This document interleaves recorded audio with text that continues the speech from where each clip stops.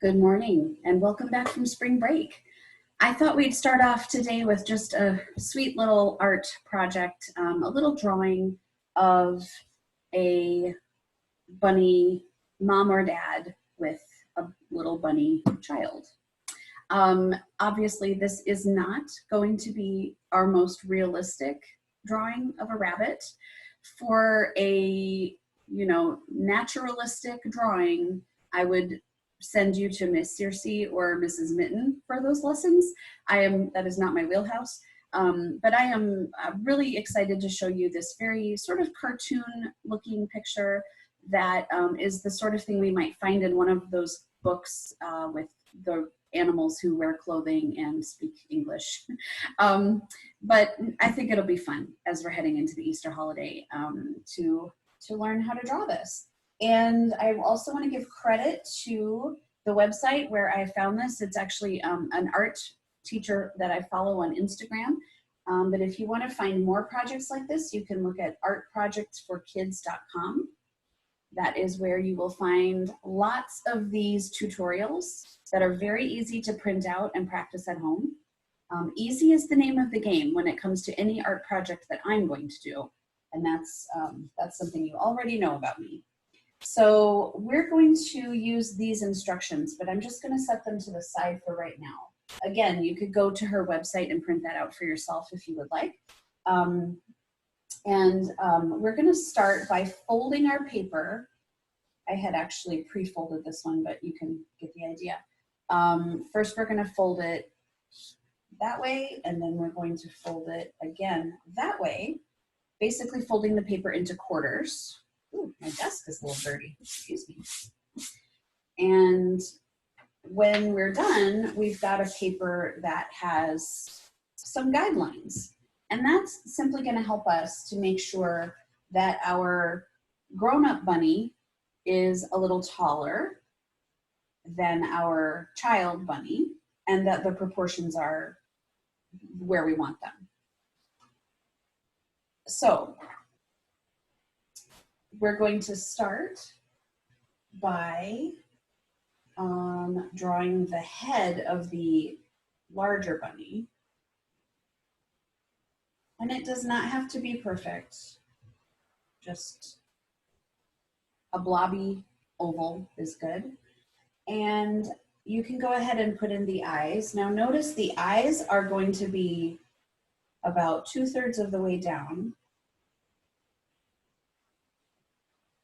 And then we're going to put in the nose and the mouth down toward the very bottom.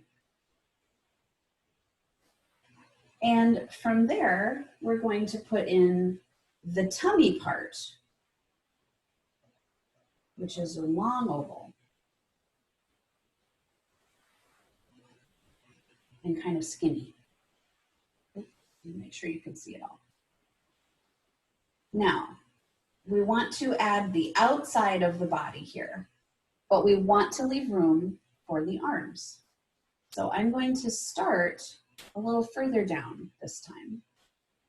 And I'm going to make this outside of the body a little bit wider and a little more squared off at the bottom. And again, I'm going to stop here so I have room for those arms. The arms, to me, are the trickier part of this drawing. So I want to think about where I want the shoulders to connect to the head. You'll notice I'm not drawing much of a neck here, but that's because when we look at a rabbit, we don't really see, they're so fluffy, we don't see their neck. So just kind of do your best to draw in some arms. And again, this is not how bunny arms really look, is it? No, these are, a fancy word is anthropomorphized. These bunnies are, have some human characteristics. They also don't walk side by side with their bunny children, do they?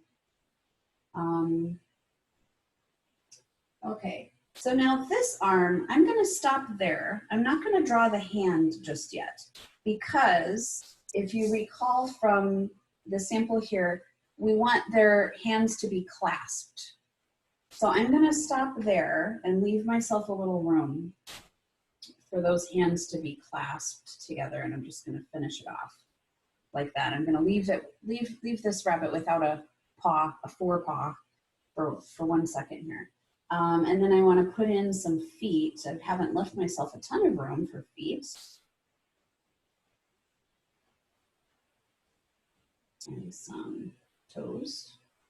Okay. And then, of course, what does everybody need but a really spectacular pair of ears? Just like with that belly, we're going to start with that inner part, and then we're going to do the outer part.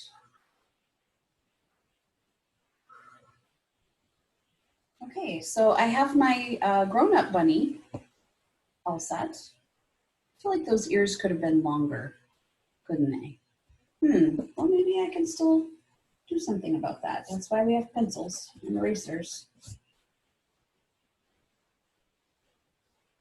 And by the way, folks, I tested this. I like that a little better.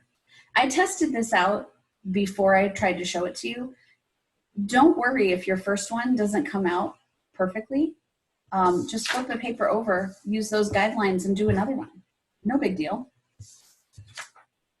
The real trick that I've learned to attempting any kind of drawing, because it's not something that's comfortable for me, but what I've learned is the trick is just keep trying and be kind to yourself.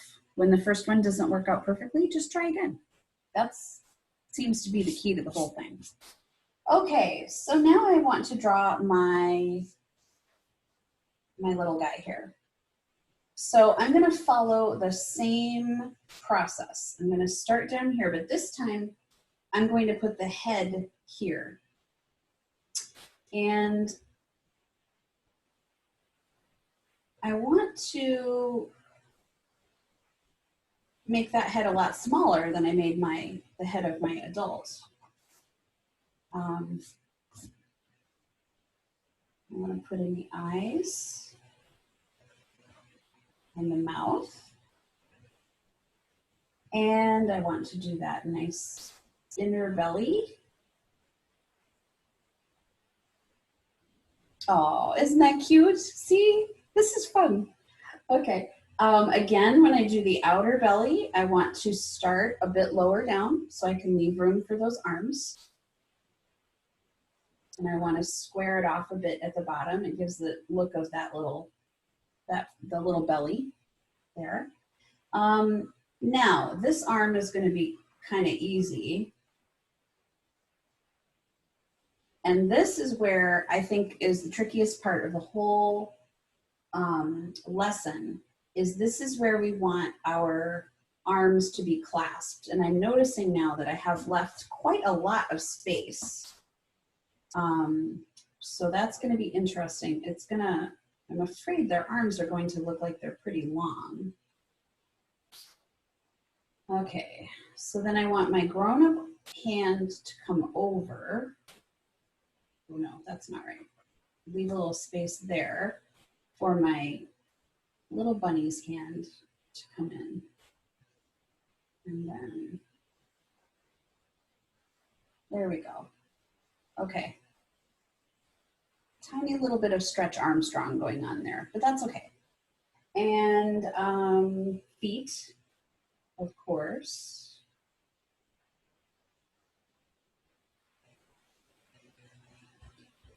And what am I missing? Oh, we need some ears.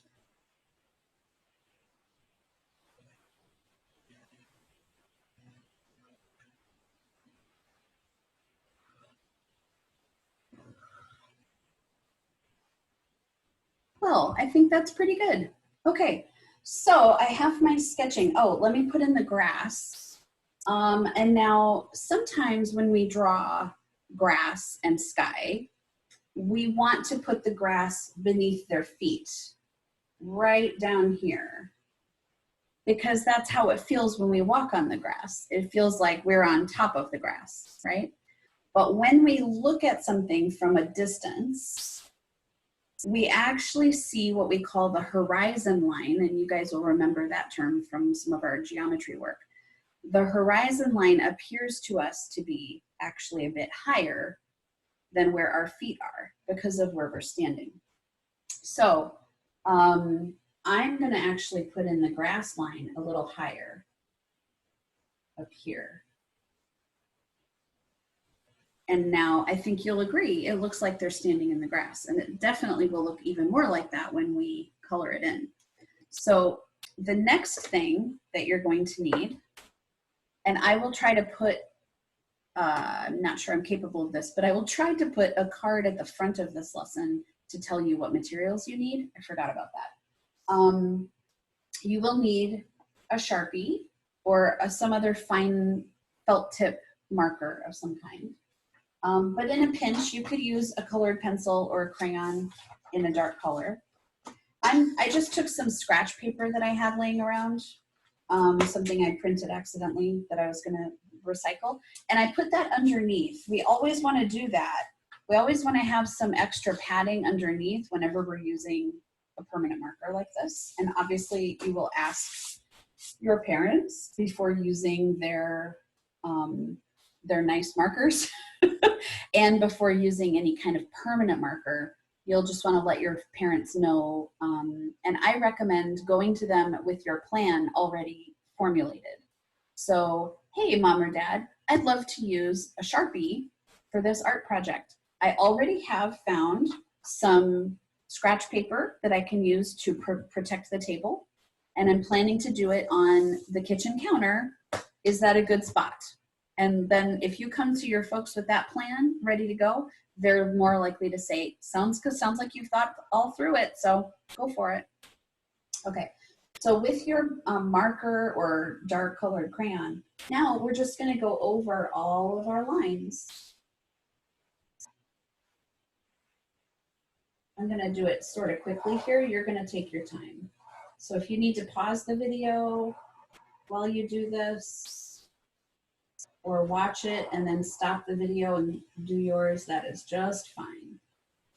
I'm gonna do it kind of quickly because watching someone else draw is not nearly as fun as drawing yourself. I think you'd all agree.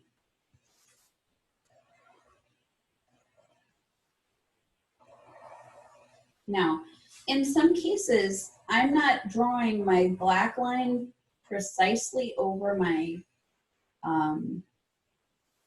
my pencil line. You can see that right here. I didn't quite get there, but guess what? The beauty of the Sharpie is now I can just go through and erase and no big deal. So anywhere that you have that happening, that you don't like the look of it, we're also gonna color this. So you don't have to be fussy, but it is easy to erase once you've Sharpied. Okay. I probably won't make you watch me do the whole grown-up bunny, but I will do the grass. Okay, maybe I'll stop there. Now, to color this, you can use whatever you have around the house.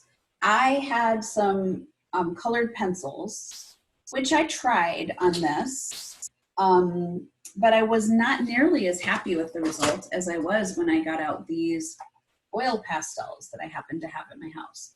What I did not have at my house was a box of Crayola crayons. Those would also be perfect for this. So if you've got a bin of crayons or a box of crayons at home, perfect. I didn't happen to have any crayons because my children are 19 and 16, and for some reason none of us had crayons. But I did have these, and these actually worked really nicely. Now, I didn't have gray, and so I decided to keep my bunny white. I was thinking of Kennedy there. I just realized he doesn't have a hand. There we go.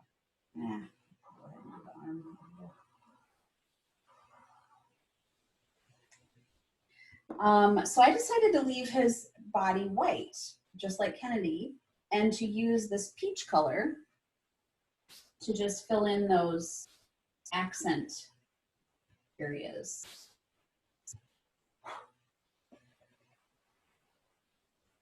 And I thought that was just fine. There's no law here because this is obviously not a nature drawing of a bunny, there's no law that says it has to be the color of a real bunny, which it would normally be. If it's a cottontail rabbit that you see in your yard, it would be brown and gray. Or it could be any species of domestic rabbit, black and white. There's all kinds of options there, but there's no rule that says it has to be a natural color. If you want to draw a purple bunny or a green bunny, go for it. Orange, I'd love to see those. Make sure you send me some pictures of the bunnies that you draw. And then of course we want to do our background. And this is where the oil pastels are really nice because they allow you to cover a lot of area pretty easily and quickly.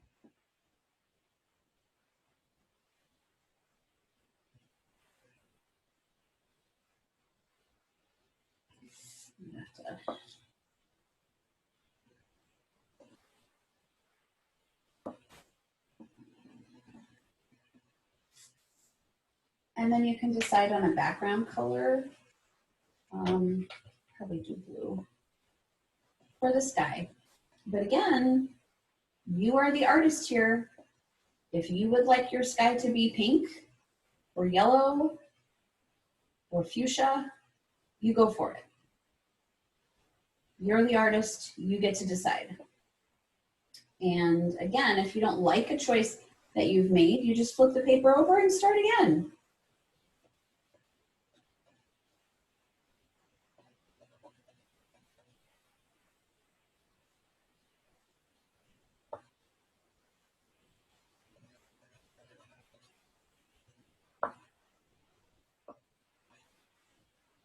I think the background really makes this stand out, especially if you decide to do a white bunny.